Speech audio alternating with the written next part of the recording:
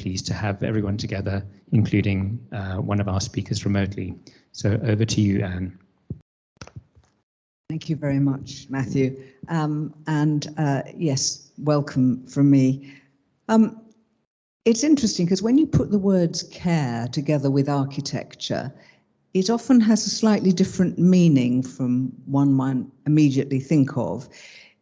I tend to think of technical care, care with technical details, or care with aesthetics, or care in meeting the needs of the client, whether that's a big international corporation or a local authority. But tonight we're putting architecture and care together in a slightly different way, one that draws on a different model of care, following on from ideas developed back in the 1980s by Carol Gilligan and more recently by Joan Tronto, concepts of an ethics of care. And this kind of idea of care is enshrined in an alternative tradition of architecture, one that tries to advance social equality and climate justice and works with marginalised groups using participatory methods to produce sustainable and equitable communities. In fact, one could ask the question of whether mainstream architecture is part of what the psychoanalyst Sally Weintraub, writing about the climate crisis, has called a culture of uncare. So we'll be thinking about whether care can be materialized and spatialized, especially within conditions of structured and systemic inequality, where power is exercised by capital and by elites. And we're talking about care not just in terms of, for example, the care of people with disabilities, although that's a vital part of it, or elder care, again critical, or the care of special needs. And these are all essential and absolutely need addressing. But we're also thinking about care in two other respects. One, that we will all need care at some stage in our life journey. And that those needs can't just be offloaded and projected onto different marginalized groups. But equally important is care in the sense of creating a more caring environment in which people and groups can both feel supported and cared for, and in which it's easier to care for others. COVID shone a spotlight on the whole concept of care. For a brief moment, it seems, it made it visible and it made it of central importance. That moment seems to have passed, alas. So the questions we're going to be addressing are, can we develop new spatial relationships based on an ethic of care? Can architecture help make care practices and functions visible and public rather than invisible and private?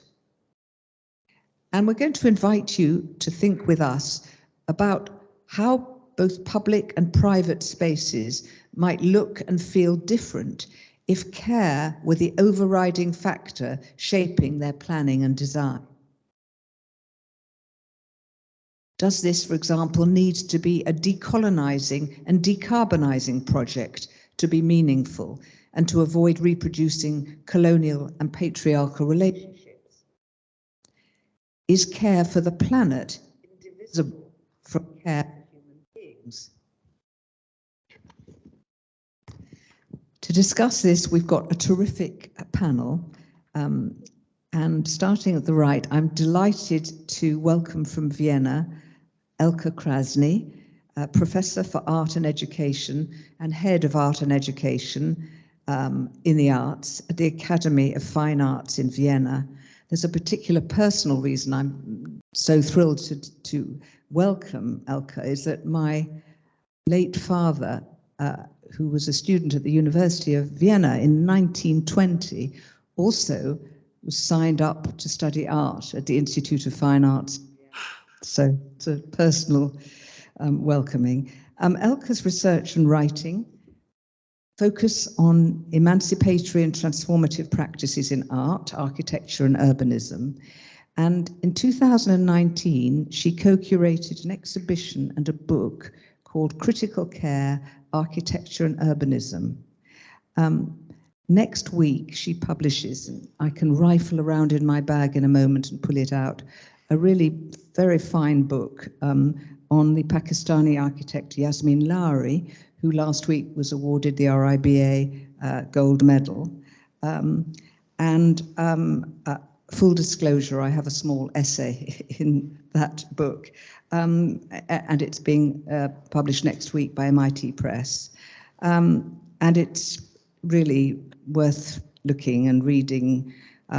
It's about Lari's zero carbon and zero waste architectural practice, and the buildings that she creates with marginalized groups of women.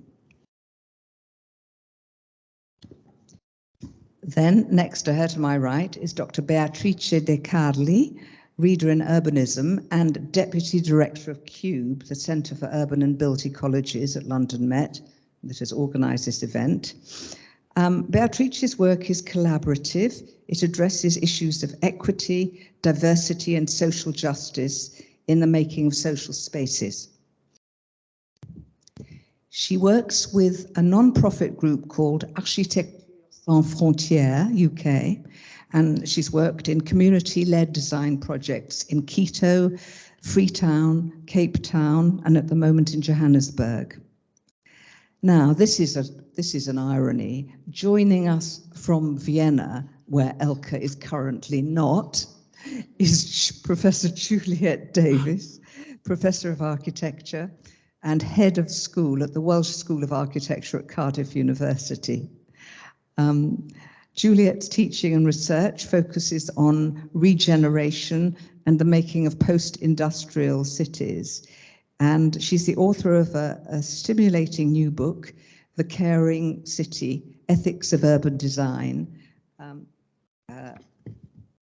published recently by the Bristol University Press. And so if there are any technological blips, you'll have to forgive us. And then back here on the panel, we have our discussant, Dr. Bo Tang, who's Reader in Architecture at London Met and coordinator of the Architecture of Rapid Change and Scarce Resources, a very aptly named research group, which I think probably is going to describe all architecture shortly. And that group, like the rest of Bo's work, focuses on hands-on, bottom-up city making. And Bo has worked on projects in India, Nepal, Sierra Leone, and Greece. So here's how this evening is going to unfold. Each of the three speakers are going to speak for about 7 or 8 minutes, and I'm a very unforgiving chair, so I will gesticulate wildly when your time is up. Then Bo will respond, and then we'll open it up to you to have a conversation. So let us start with Juliet in Vienna. Over to you, Juliet. Great, thank you. And sorry not to be with you in person. And I hope you can hear me okay. Now I'm going to be looking at my notes a bit while I'm talking. So if you can't hear me, if there's a technical hitch, and if I'm running over time, though I've got my clock here to hopefully tell me when I'm about to, then probably the best thing to do is to just unmute and just tell me I've got a minute left or a couple of minutes left. So I've just responded to the questions that you sent, Anne, and I'm going to share some thoughts about the nature or the possible nature of architectures of care. So I think the first thing I'd like to say is that I think there are different ways of thinking about it, and some of those ways are ones that made their way into my book. So I think the first way of thinking about architectures of care is that it's about the provision of various sorts of, we could think of them as grounds and shelters for care practices and relations to take place upon and within. I mean, i.e. an architecture of care is any kind of architectural space or setting in which care takes place. Could be a care home, could be a hospice, could be all sorts of different care settings, a nursery, and so on. But I think another way to think about it is that architectures of care are more broad than that, and that any kinds of architectural space or setting that embody the care of designers, and those could include the very broad range of cares that you mentioned, Anne. So that care might be directed towards an issue such as climate change and resource consumption. It might be directed towards the failures of social care and welfare underpinning the care crisis. It might be directed towards issues of social justice, towards affordability issues, safety or precarity, as is Yasmeen Lari's work, for example. I think care in this context often equates to a critical position in relation to neoliberalism, to the financialization of housing, the marketization of public services, and the capitalist forces leading to climate crisis. To be caring then is to pursue architecture as a quest, and in some contexts even as an activist struggle for alternatives that are not just alternatives of spatial design, but often encompass ways of owning, ways of valuing, ways of making home, ways of making place, and of ways of living together and with other species. And then there's a third way of thinking about architectures of care, and that's architectural projects that are made in a caring way, i.e. that design practices themselves can be thought of as caring by involving inclusive practices that denote an ethic of care. And I'm just going to mention that in a moment when I've talked through this. So I think these kinds of care architecture connect to some of the different definitions of care that exist and that have been developed since the days of that early scholarship by Carol Gilligan. So to care is a practice, but to care is also a disposition that precedes actual caring. So architecture can create a shelter or a stage for care as a practice, but it can also embody ways of caring about, i.e. as a disposition, caring about issues and things, people, places, environmental crisis, futures, and so forth. And then I think if we pursue these interpretations of care, then the same, in theory, can be applied to uncare. So an architecture of uncare would be that which separates people from potential sources of nurture and nourishment, from the opportunity to thrive or to flourish, be that in material or spiritual or any other ways. I suppose an architectural space or a setting that deprives people of the sense of being cared for in environmental terms would be an architecture of uncare, even if it was designated for care. For example, you can think of lots of examples of care-focused architecture through history that have been actually very far from caring in the ways that they have been experienced. So an architecture of uncare would also be that embodies a lack of care for the impacts that buildings so often carry on people, on livelihoods, on environments, and on the future, that emerge apparently oblivious to logics other than short-term economic ones. And then an architecture of uncare would also be a design project that's pursued in a way that doesn't reflect an ethic of care, is perhaps exclusive or exploitative, reliant on old tropes of the genius architect, and so forth. I think there's, as well as uncare, I think there's probably also an architecture of carelessness that's worth unpacking too, that's not necessarily the product of a lack of care, but of a generally throwaway, wasteful culture that is clumsy in how it treats contexts, landscapes, environments, and sloppy in the way that impacts are understood and assessed. But having said this, I'm a little bit cautious about the binary of care and uncare. I think there's a bit of a tendency to see care as good and uncare as bad, whereas in fact there's a whole spectrum of more or less good, more or less effective, more or less good quality that run between them. In addition, if we're talking about ordinary everyday care, then it takes place in all sorts of different social and political contexts. It unfolds all the time. and involves all sorts of different relationships, all sorts of different levels of quality, compromise, and value. So in one of your questions, Anne, you asked how care can be materialized in conditions of structural, systemic inequality. But just building on that point, I see care and the place of care as unfolding continuously in different sorts of social and political contexts. After all, babies continue to be born under these conditions, people to continue to grow old. Care services have been restructured in the context of the wider retrenchment of the welfare state in advanced capitalist contexts. Care responsibilities have not gone away, but rather they have been reassigned, and sometimes ineffectively, to families, to communities, to the third sector, and revalued, i.e. usually not valued enough in this context. Nonetheless, clearly some projects do materialize as reactions to welfare retrenchment and rising inequality, sheltered housing projects, safe housing for homeless people, soup kitchens and repair cafes, just to mention a few. As a similar point, I think it's important to recognize that expectations of care and care relationships are not necessarily the same in different cultures or in the global north as opposed to the global south.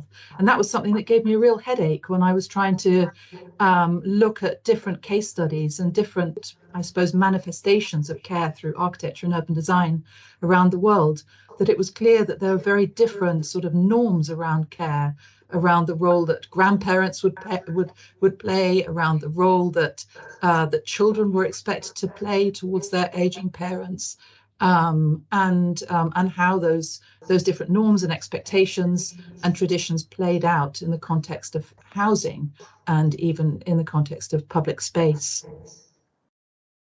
So just to come on very briefly, because I'm sure I'm running out of time by now, but I just wanted to say a couple of things about the ethics of care. So in my work, I provide lots of examples of projects that materialize and spatialize care practices and relations. And the whole book is structured according to these different ways of seeing that materialization process.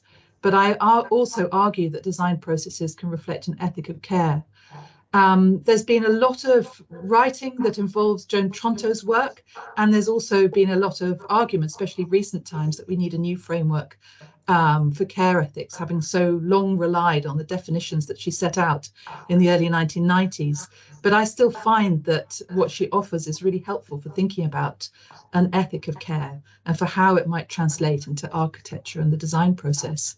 So design processes can certainly involve being attentive, which is one of the first key elements of an ethic of care, to context, to circumstance, to needs, to fragility, to vulnerability, to relationships and practices, relations of care, and without being judgmental about the nature of that care or the nature of those relations that may be in different, may be set in different cultural contexts.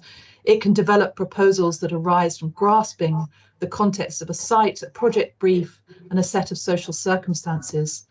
And then it can also enable responsiveness, which is another really key aspect of Tronto's ethics of care, that might happen through participatory practice or co-design, for example, that are alert from the outset to potential power dynamics in design and the value of different kinds of knowledge, and that question how those different kinds of knowledge might come together and positively inform the design process. And then projects can also come to embody, I argue, these ethical activities. So as they materialize, those kind of ethical elements of attentiveness and responsiveness or so on become embodied in projects and the way that they are then lived through time. Just one final point then is that your question about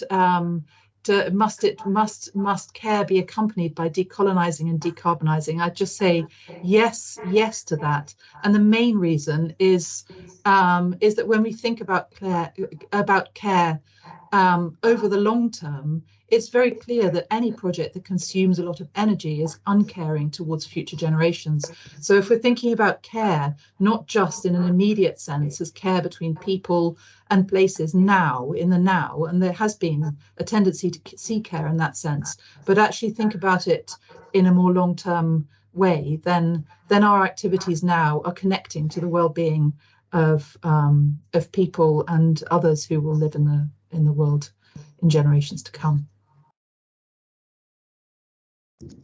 Thank you very much, Juliet, and very good timekeeping.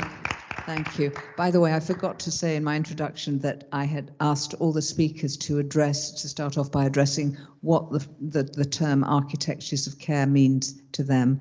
Elke. So it's really hard to follow after such a brilliant introduction to what architectures of care could, will, or should be. And I'm trying to add something new to what we already heard. So I think when one hears architectures of care, one could maybe add to that architecture of cares. So I like to think both of this in singular and in plural, and interested in the history of architecture and the history of care, as well as the history of architectures and the history of cares. When one does a lot of reading and research, one actually comes to understand that these histories have not really been written together, or not even been written in dialogue. So to say it in a very, let's say, so I don't want to narrow that there has been a lot of work on care recently, but I would say that hegemonic history of architecture, the way it has been conceived of in the past, as something delivered through style and authorship and names, and then more recently as a critique of capitalism and labor and introducing the perspectives of use and social history, has still managed to not specifically look at the question of what care means within architecture. And before moving to the ethics of care that we have already heard a lot about, I would like to stay much more closely to these activities that are many times captured by the word social reproduction theory. So all the things that people need to do day in, day out in order to sustain themselves. So we may think here of washing clothes, washing the dishes, cooking, sleeping, being with one's loved ones and having spaces to do that, very often captured by the architecture of the household. And I inserted the word architecture here, but normally it's just referred to as the household. So I think it's very important to think about architectures of care through the lens of the household and the economies of the household and the ways in which these were organized historically and also presently.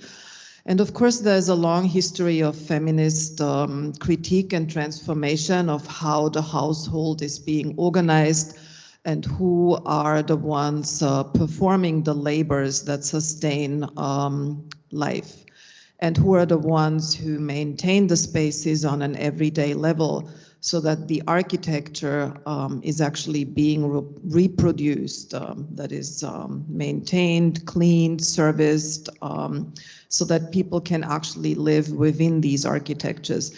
And when one starts to think about these activities of maintenance and cleaning and facility management of buildings as part of the history of architecture, then the history of architecture becomes a lot more complicated and also a lot more complex to tell, because who are the actors and whose histories, whose knowledges in plural would we need to know of in order to understand what it is that architecture actually provides for care, so for care to happen, for care to actually take place. So that's one of the strands of thinking that I'm interested in.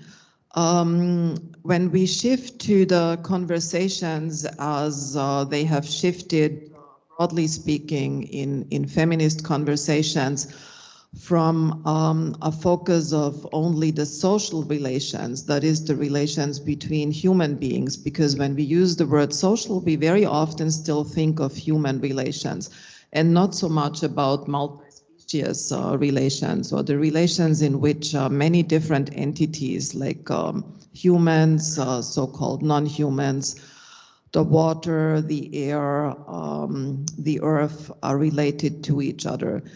And if we think about the materiality of what is called construction and how architecture takes physical shape in relation to the interrelatedness and the interdependencies that are being materialized through the ways in which architecture works with these materialities in order to then produce what is called shelter for human beings, then I think the histories of architecture would become even more complex, because then we would hear the histories of pain and violence that went into the material production of all those materials that are used in order to build. So that's maybe a second strand of thinking how to bring architecture and care together.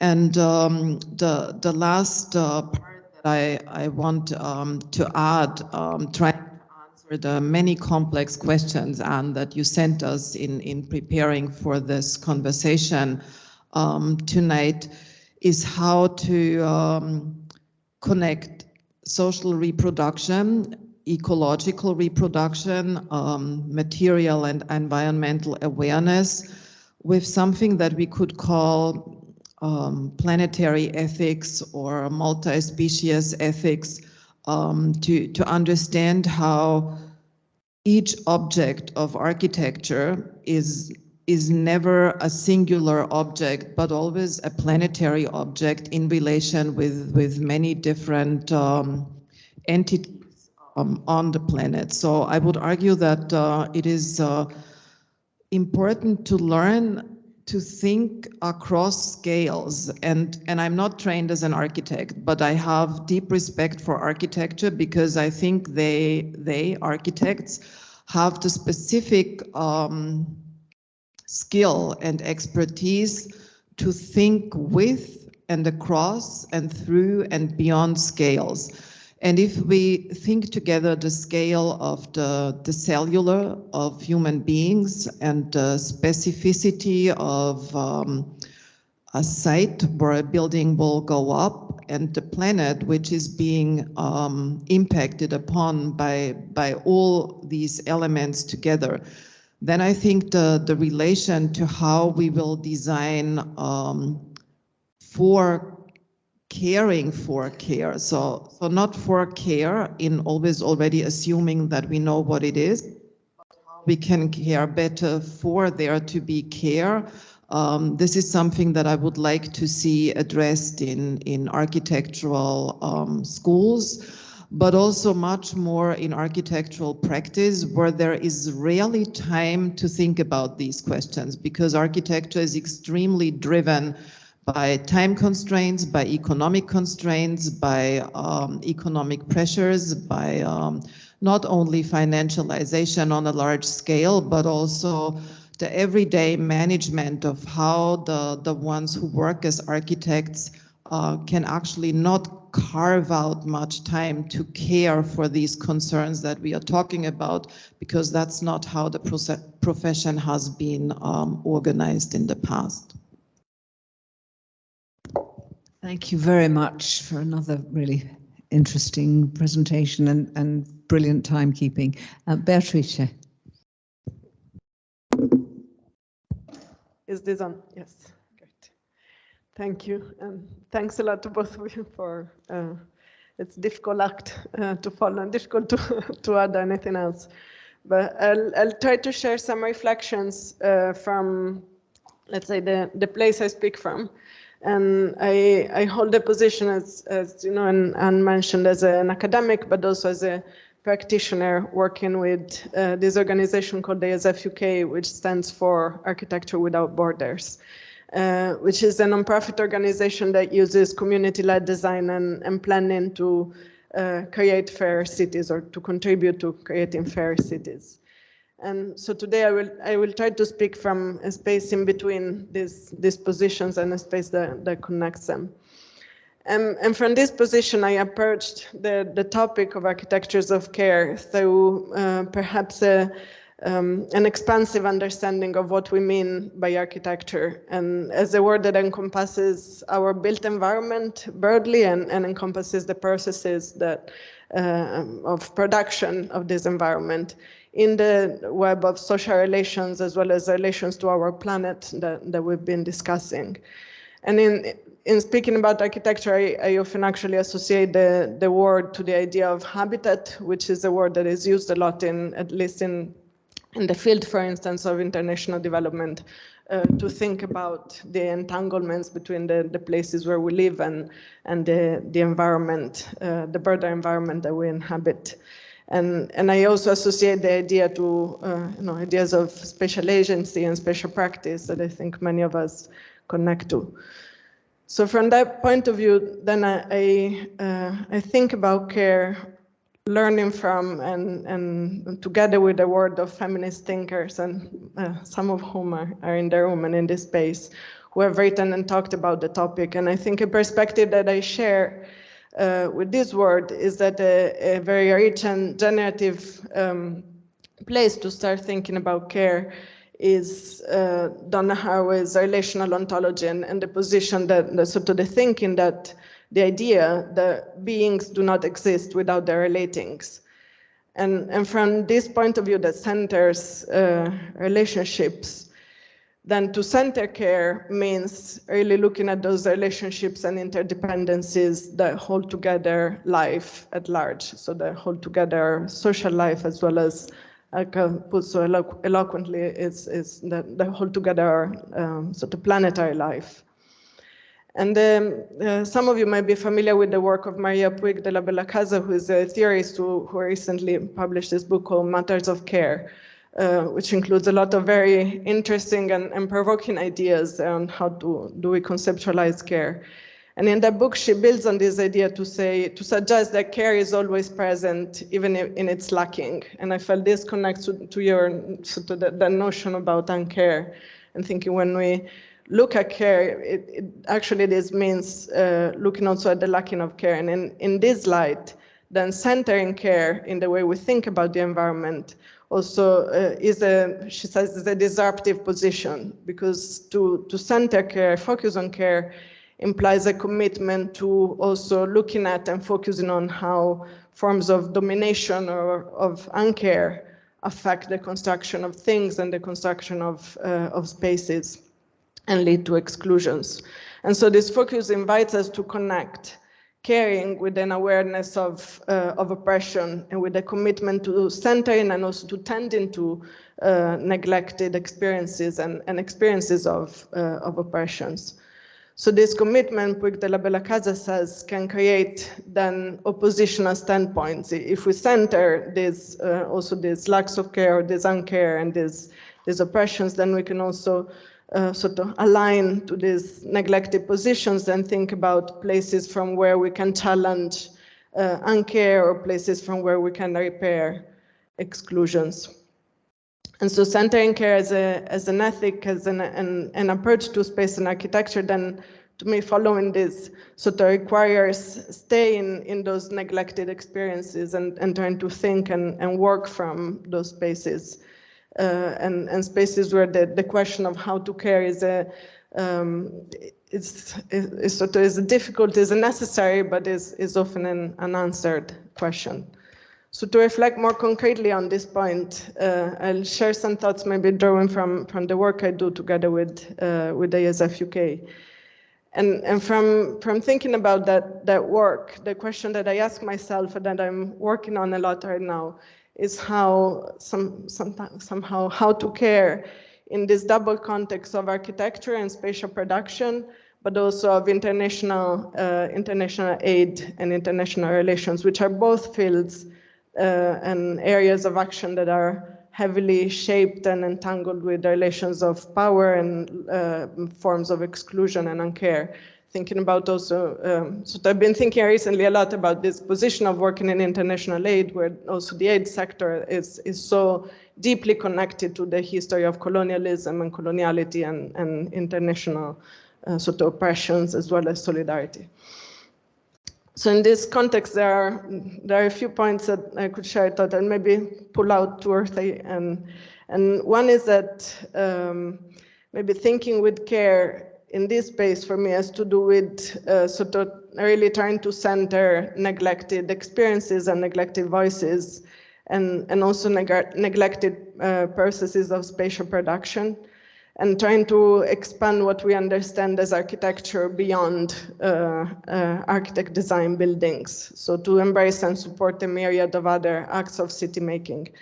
And for instance, for ASF, this means a lot trying to recognize informal, but often also unlawful, if not illegal, practices of production in the built environment. For instance, working with what is in planning and legal terms termed as squatting, or as terms as encouragement on the formal city.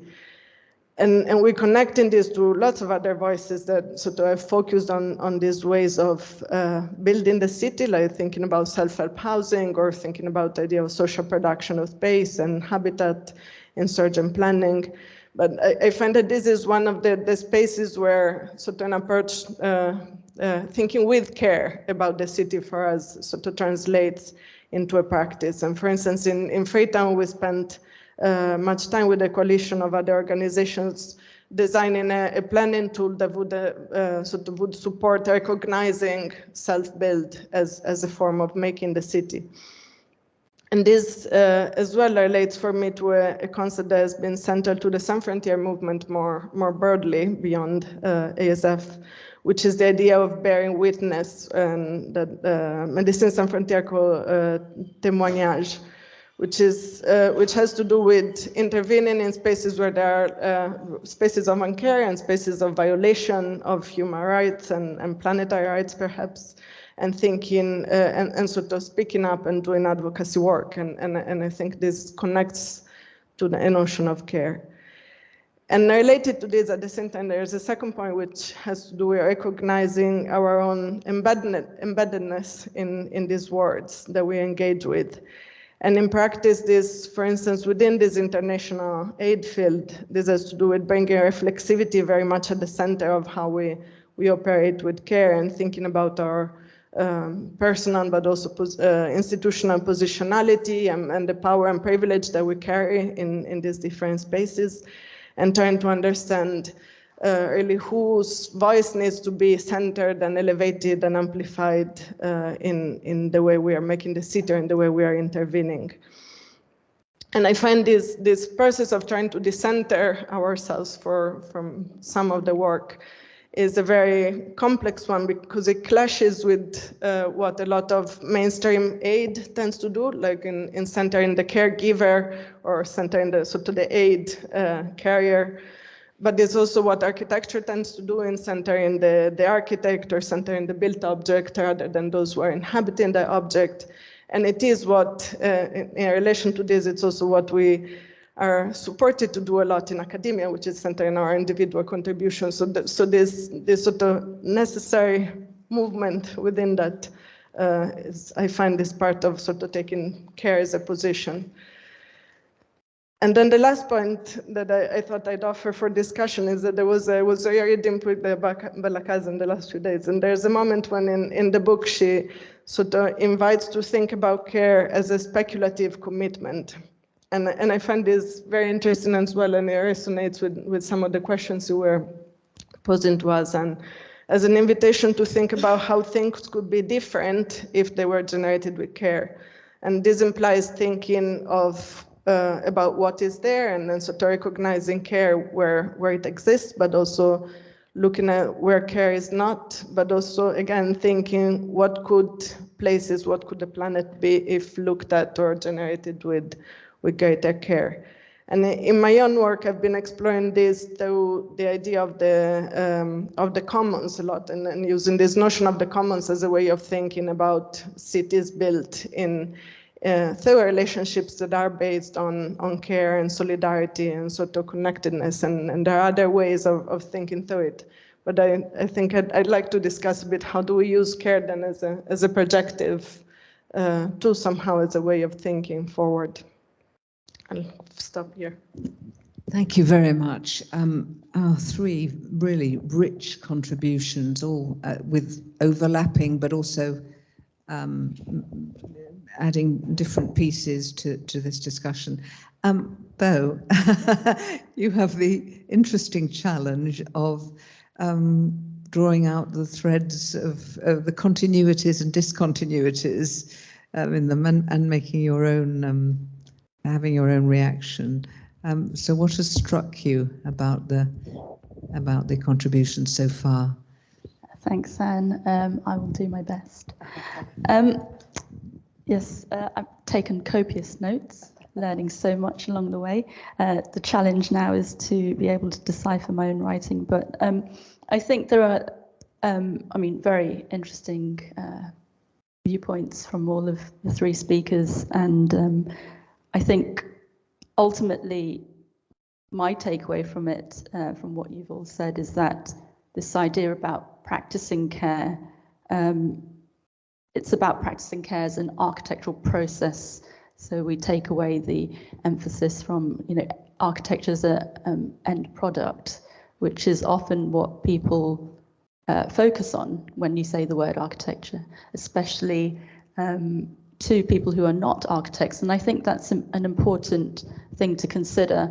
Whilst we are probably in a room almost full of architects, when we talk about architectures of care, really the majority of people we're dealing with are not architects, and that changes things. One of the things that I was thinking about as well on the way here, something that I just spent an hour battling with this morning, was this idea of alternative and mainstream architecture. And that word alternative was playing around in my mind for a long time, and where this kind of architecture of care fits in within that spectrum of architecture. So I think that's something that everybody sort of touched upon in some way or another. On a side note, on my way here, I was reading one of the announcement articles about Yasmeen Lari getting the Reba Gold Medal. And, you know, we all agree it's hugely positive and everything going in the right direction with these awards. But what was interesting was the emphasis throughout the article on her post-retirement humanitarian work, you know, almost neglecting what 3 or 4 decades worth of practice that had led to that point, that enabled her to be able to, you know, do this work, or maybe think, even prioritize that kind of work. And it got me thinking about, you know, maybe it's, you know, the privilege of being able to do humanitarian work in one way, and the challenges, if we bring this back into architectural education, of our well-meaning students, and there are more and more of them these days, who want to do that kind of work, and the barriers that they face in doing it. And I was reminded through your talks about the role of architecture of care, and how it really has to begin in architectural education. I think it was, just not going to get the wrong person here.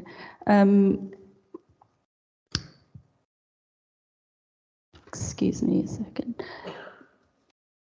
It was, I think it's LK. You mentioned, I think, architecture of care in practice as well. And I think there is something there about bringing closer together architectural education with practice, which I feel is a really big issue at the moment. The aspirations and the intentions of the current generation of students that we're training up with the current practices of, you know, traditional mainstream architecture, and how that gap is widening a little bit. And maybe architecture of care is one way of bringing them back together. I think interesting that the practice of care and this idea of formal and informal care, informal, in my view, being the kind of everyday care that, as Juliet said, it's unfolding all the time. Where am I going with this? So I think the influence, the potential influence of lessons learned from informal care can go a long way to helping to inform formal care. And it's about scale. I think that's where I'm getting with this. And how care at different scales manifests through different structures. So I think there's more to be learnt from the informal everyday care practices that can then scale up, you know, so from the street, the neighborhood, to the city and the urban scales, which both Juliet and Elke are very familiar with in their research, because it's all about architecture and urbanism and care. I'm going to stop there before I start rambling. Okay. So many threads we could pick up from that. Do any of you want to pick up on what each other has said, what Bo has said, or Juliet, do you want to come back? Oh, just a couple of quick points then, maybe just to open up some conversation. The first is that I think the point about the role of architectural education in all this, thinking about architectures of care, is really important and a really well made point. And actually, it was something that came up in the other discussion that I was at here in Vienna this morning. We were talking about exactly that, and what it might involve and how it might change learning practices and ways that students work in the studio, and change the way that students themselves construct their notions of what it means to be an architect through the ways that projects are set while they're at school. And then I think the second point that Bo touched on at the end, and related to points that I think we all made, is about the relationship between informal and formal care. Because again, I don't think that these things are binary, and some of the projects that I explored, and there are lots of examples of them here in Vienna as well, actually combine the informal and the formal in all sorts of interesting ways, and the recognition of the ways in which those can intersect can have some really interesting design implications. Thank you. Beatrice and Elke, do you want to come back?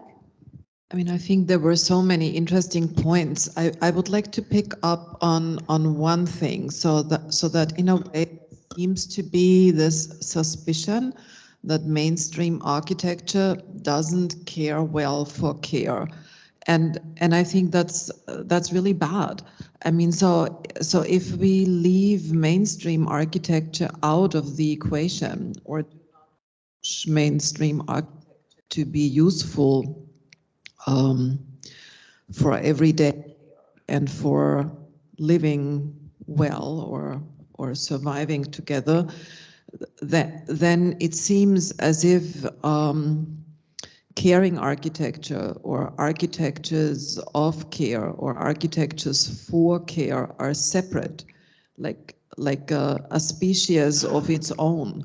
And I think that's not where I would want the thinking to go. I think from what I'm trying to think about and work for is much more how care practices, all kinds of care practices, and I find the distinction between formal and informal helpful here. I haven't been thinking about care like this before, so I'm really thankful that you introduced it like this. But I think that thinking space and the spatialization of care through all architecture is in a way what I'm interested in, and not to leave out the ways in which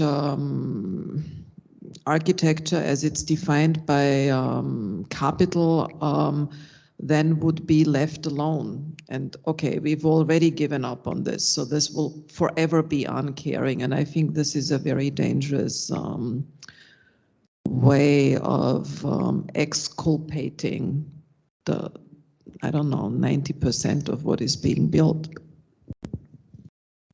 Beatrice, do you want to come in? I'd actually be interested in hearing from. I was going to. If I can put a spot. Sure.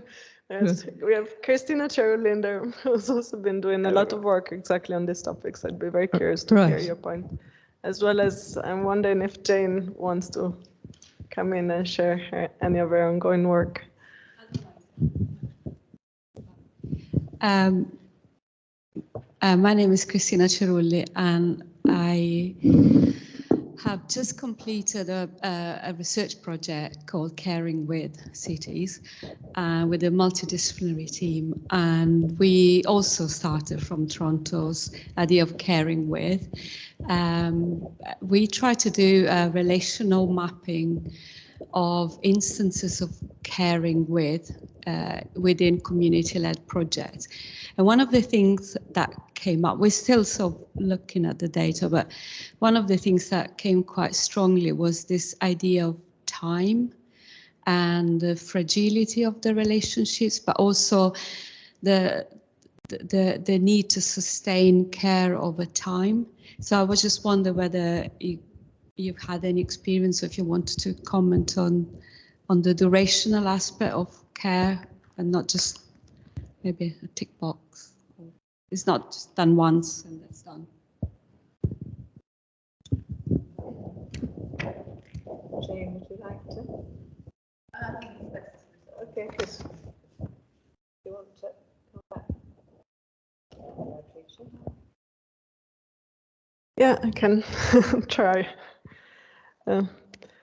Maybe it's not a completely direct answer, but one thing that you were making me think of with the question of time is that, as I was mentioning, a lot of the work I've been doing is focuses on informal settlements or sort of self-built sort of areas in cities where the dimension of time is the center dimension, where you sort of can never define the city as made, and it is exactly in that somehow the city emerges out of those practices of everyday building, but also of everyday maintenance and repair that sort of sustain very fragile things like having a water connection that will come to your shelter, or ensuring that there is sort of possibility of shelter in the first place. And that I've always found that a very helpful way to actually also look back at other more formal and structured spaces, because it sort of forces you to read the act of maintaining and caring and repairing as sort of foundational to making our spaces. Someone might have more articulate responses. Thank you. Elka, do you want to say? I mean, I think it's a really central question, how to understand, because care is something that has to do with continuity and repetition in a certain way. There's a new book out that some colleagues of mine edited at the Academy of Fine Arts in Vienna called Broken Relations, and it looks at infrastructures. And I think the question of what happens when there is a disruption of care, both in the sense that there is a lack of maintenance, and I mean this city is filled with examples of this, as there are many other cities around the globe, that the lack of maintenance and the disruption of maintenance is harmful and even deadly for human and other life.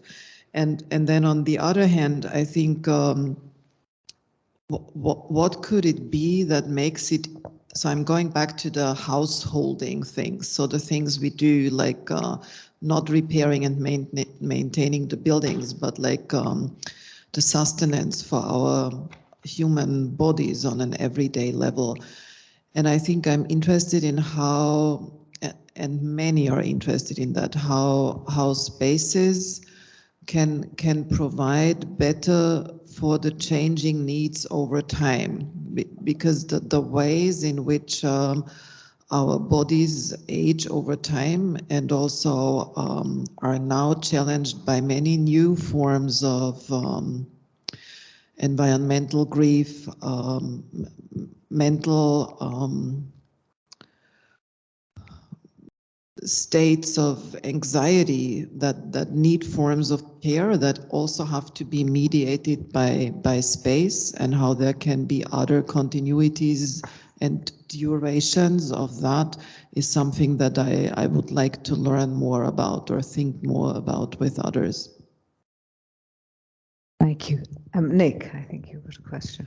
I've got both a question but also an observation, and I was quite interested in Beau's comment about the relationship between informal and formal care, because I think that's probably where there may be a problem or a challenge, particularly in the context of architecture. There's a very interesting kind of philosophical argument about what does care actually mean. And one of the kind of key questions I think is often raised is this issue of acknowledgement, acknowledging the other, which is a precondition of care. But it's not necessarily always the case. There are ways in which care happens without you even realizing it.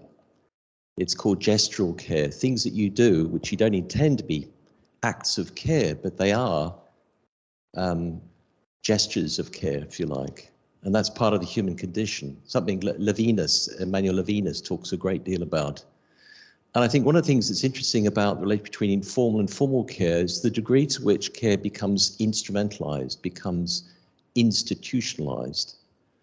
And does that leave behind degrees of informal care? Does it leave behind the acknowledgement of the other? In other words, we leave it up to corporate bodies, institutions to do the caring for us, and we just simply let it happen. And does architecture itself, in a sense, in the main, have that role? Or is there something deeper about architecture's ethical dimension that allows this idea of the acknowledgement that I'm explaining, I'm trying to kind of articulate?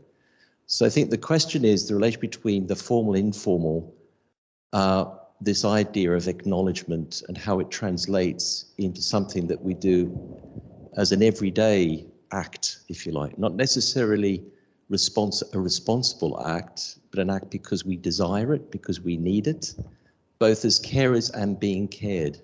So it's a kind of mutual act, if you like, of care. It's a dialogue. This is the way Levinas describes care.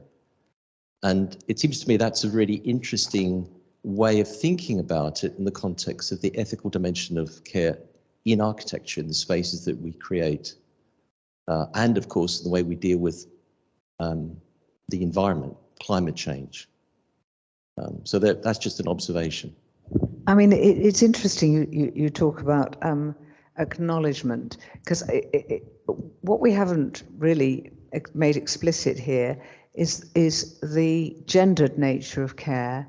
And most carers, informal carers, are women, and the lack of acknowledgement, I think, and the fact that a lot of care is almost clandestine. I mean, the climate scholar Sherilyn McGregor said that care is the hidden subsidy given to power and to powerful people.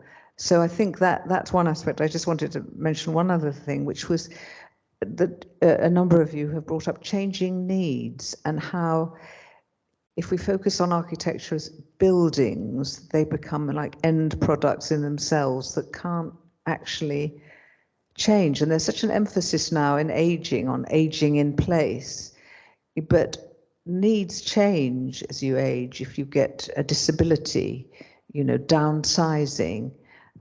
We know that cities are actually can be very good for old people, but they're not made friendly. So how one has an architecture that's responsive to the arc of life and the changing needs at different stages of the human journey is just one thing that seems to me very important in thinking about care. Jane, did you want to ask something, and then Marcus? Thank you for inviting me. That's very kind. And the work I've been doing recently is called Spaces of Birth and Death. And we're doing a scoping series of workshops where we're just investigating what's happening in places where people are being born and places where people are dying. And curiously, we haven't structured that around questions of care, although I'm now inspired differently. But of course, that's really fundamental. And in fact, listening to you, I realised I don't even actually know what care means. And it has so many meanings. And you've touched on all of them. And the gendered aspect of it strikes me really strongly. I have multiple things to say, so I'll just say one of them. Just now, one of the reasons I was late is because I rushed home and I cared for my children for 2 hours. And during that time, I also made an enormous pot of bolognese for my neighbour who has just broken her foot, and she has 4 children. And we share a garden, and there are 4 flats, and we all share a garden, and there are 12 children across these 4 flats, and we don't have any fences. And it means that these little acts of care where her child was in my house and I kept him entertained for an hour so she could sit down, and I made the bolognese and I took it over there. I didn't have to go outside. It's heavy, but her house is very close. And it's such small things that are enabling us to care for one another in this way, which is incredibly valuable. And I think that feels to me like, for example, in the institutional spaces that we're looking at in Spaces of Birth and Death, there's no capacity to engage in that as a family member. You can't pop in to an NHS hospital and cook a pot of bolognese for a bunch of people or anything like that. You can't contribute in this way, which we find, certainly I find, incredibly satisfying, because you get a really small amount of input and a huge personal and pro-social output. So something also about the way we've institutionalized care and the way it has become formalized puts barriers in the way of that informal stuff that human beings really want to do. We're extremely altruistic as far as I can see, and we love looking after each other. So they're just some thoughts. Thank you very much. I've really enjoyed everything you've said, and I am going to probably change the whole construction of this project as a consequence of listening to you. Do you want to pass on? Do you want to take that? Can I add something in a moment too? Do you want to add something? Please do, Juliet. Oh no, I was just going to ask, I think, is that Mark Power there in the corner? It is, and it was Mark about to speak anyway, because I was going to say, I know his practice has developed some really interesting thoughts around empathy, and has also designed a wonderful and prize-winning building called St. Christopher's, and I thought it would be lovely to hear from him. Not yet prize-winning. We're working on that. Okay, all right, ahead of the. Not the most important thing. Yeah, no. As Juliet very kindly said, we have just completed a building called the Centre for Awareness and Response to the End of Life at St. Christopher's, which is really their transformational resetting of their education centre at the hospice. And the emphasis, I don't want to go on at length to bore you, but the emphasis for them has gradually been moving from their inpatient unit to delivering palliative care in the home for people. But they still feel the need for a sort of like a centre that draws the caring community together, and where they can disseminate ideas about best practice in end-of-life care, and also do sort of various counselling activities and that sort of thing. So there's a lot, I suppose, in the building about creating different sorts of spaces, whether they are teaching spaces or learning spaces, spaces where skills can be imparted, practical skills for people caring for their loved ones, and that sort of thing. But the centre of the space is a sort of foyer where They can hold events. Sometimes they are fundraising because they're a private institution and they need a lot of money to keep going. But also a place where they can offer hospitality. And to pick up on Nick's point and Juliet's about, and everybody's actually about, the informality of everyday care and how that might be formalized or institutionalized. St. Christopher's is very concerned that it shouldn't be institutionalized and that the habit of hospitality should just be something that everybody just does almost automatically before you ask people where they're from, what their trouble is, what have you, that they offer hospitality.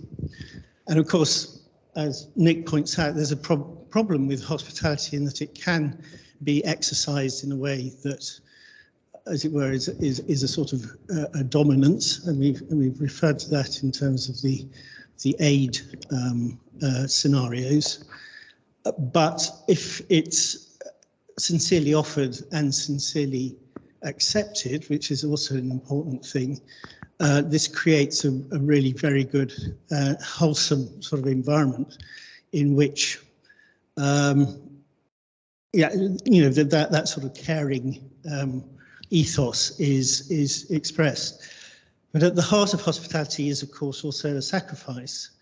And it's what are you, as the giver of that hospitality, prepared to sacrifice in order to care for people, in order to show you care for people.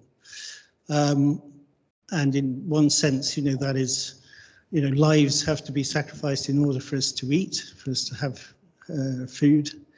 But it's also what of your own time as a nurse do you sacrifice? What of your own life do you sacrifice as a nurse to look after those people with whom you're forming, perhaps a short-term relationship, but one that's nevertheless very important.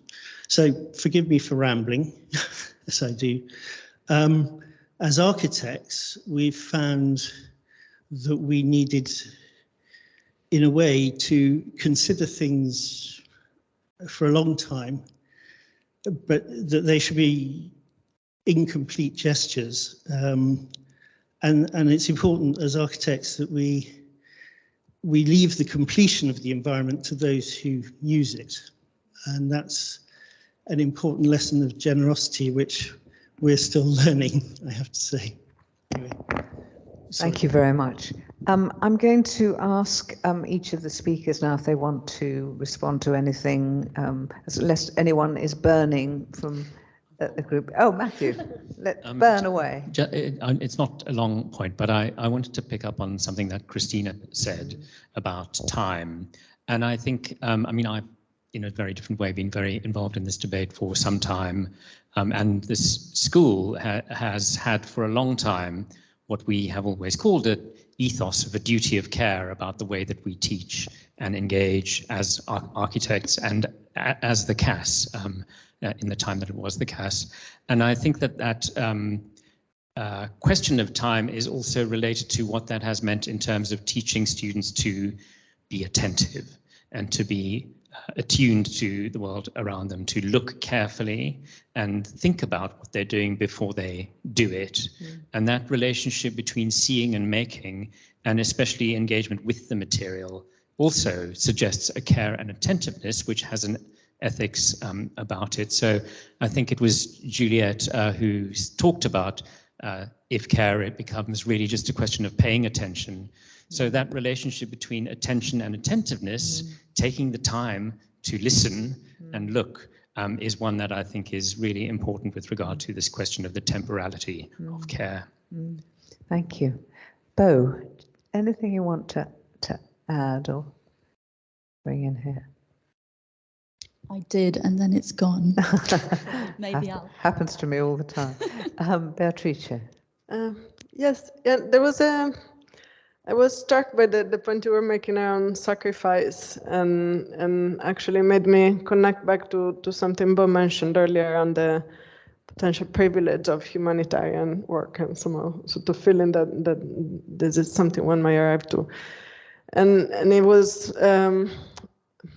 was making me think about how do we support, somehow as an open question, how do we support the labor of care and of putting that type of work, which is a question that within the work I do with ASF, we've been posing very concrete ways of trying to understand how do we support volunteers when volunteering does feel as a privilege, and this sort of figure of the volunteer also means that there's a very specific profile to those who will be able to do that type of sort of caring work, because so many other people are excluded from sort of being able to put that additional labor, put that additional effort. So I don't have a specific point on this, but I think it's very important one to think though as specifically as institutions that are trying to to promote that way of working and understanding. Similarly to the point you made on gender, but generally, how do we support those who are providing or wanting to provide care or being involved in care in so many different ways when that can become very difficult? Yes, there's a wonderful line in a report by the Women's Budget Group, a sort of group of feminist economists about care, and they said, we need time to care and time away from care. And I think that's very, very apposite. Elke. I mean, there are so many points to pick up on. It's incredible. There's such a long history of speaking of the invisibility of care, and when one thinks of the opposite, just because care has been made visible hasn't solved any problems. I mean, when COVID-19 made essential labor extremely visible, it doesn't mean that the conditions of those who perform caring labors has become more recognized in all kinds of terms, money, social recognition, more time awarded to it, and so on and so forth. And so what I'm trying to think about, listening to what we just heard, is if this invisibility, the structural invisibilization, if one will, has historically also translated in taking away space from those who perform caring labors.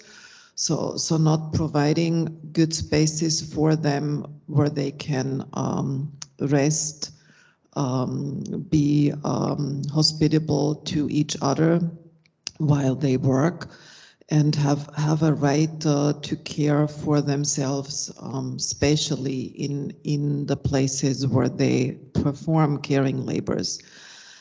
And one thing I take away from this discussion is to consider the own care work that I do as informal, which I've never done before. So that's a very architectural way of looking at informal and formal care, because I think people who just cook at home, they would never say, I perform informal care work. So I think it's very interesting how the language shifts what this is, and maybe bringing an everyday understanding back into architecture can sometimes be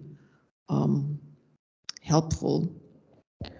And other than that, I think there could be days and months to talk about the things I mean, we could perhaps say that making care, in both the informal and formal care, visible is necessary but not sufficient. I mean, it's a necessary step to being able to talk about it, because to give us a language about it, because I mean, as your point that we don't say I'm performing care in the home, because it's seen as a natural part of all kinds of statuses, and unless we can identify it as something, and then of course people argue that you risk losing, the elements that come from what Jane was describing, what she did out of neighborliness and kindness, and that her neighbor would do back to her, I'm imagining. Yeah. Juliet, I'll come back to you. Oh, just as people have been talking, I've just been thinking about I can't remember now who was saying about the definition of care, and I was just thinking about how care can actually be thought of as a burden, and I think that's the origin of the word care. I think it's a German word, an old German word originally, and it means burden or to carry a woe. So it's linked to a notion of sacrifice, and I think we even have that now in English, where we say you're weighed down with cares. So it's a very different way of thinking about care. To the care that we're talking about here as care. Well, and we're not always talking about care as a labor of love, but care as a practice, as kind of relational practice, kind of looking after and taking care of. But I think it's interesting how care comes together with other words. Care is not charity, and actually etymologically, charity comes from a completely different root, from caritas. But clearly there are some overlaps between care and charity, and care clearly isn't the same as hospitality, but links together with it, and as with help, as with mutual aid, and a lot of the other words that we've been using. That's very interesting. I mean, the whole discourse of burden has been absolutely amplified in these neoliberal years, and you very often hear people, particularly old people, say, I don't want to be a burden. And I'm so shocked when I hear that.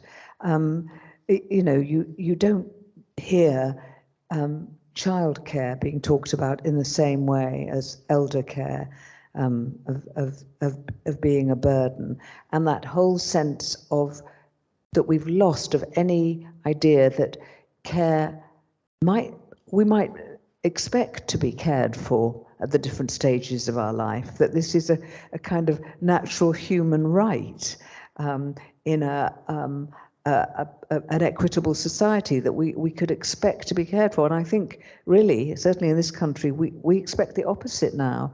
We expect failed care, that care will not be given, and we'll have to find other ways of getting it. So shows how far we've come. Bo, do you want to finish us off? Sure. Well, I'll try not to open it up again.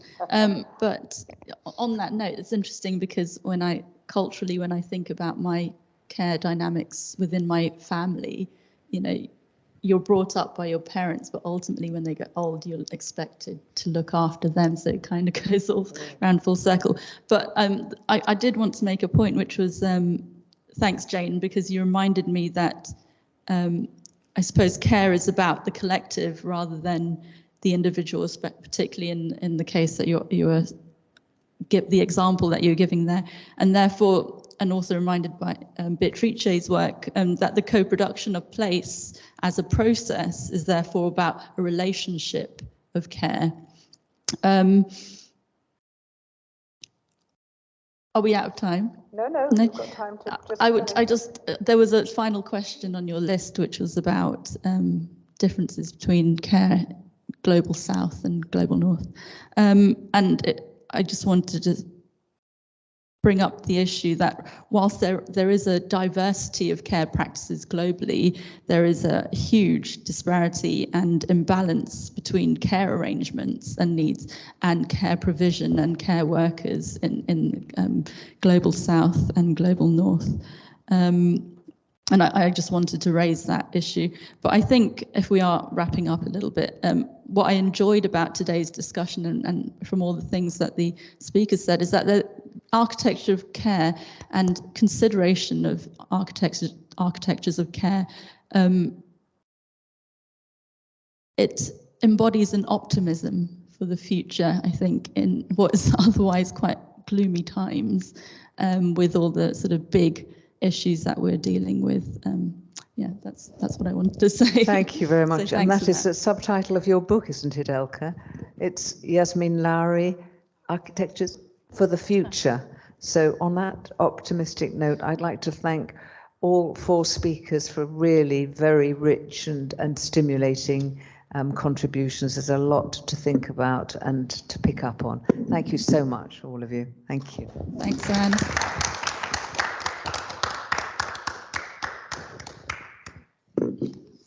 Thank you.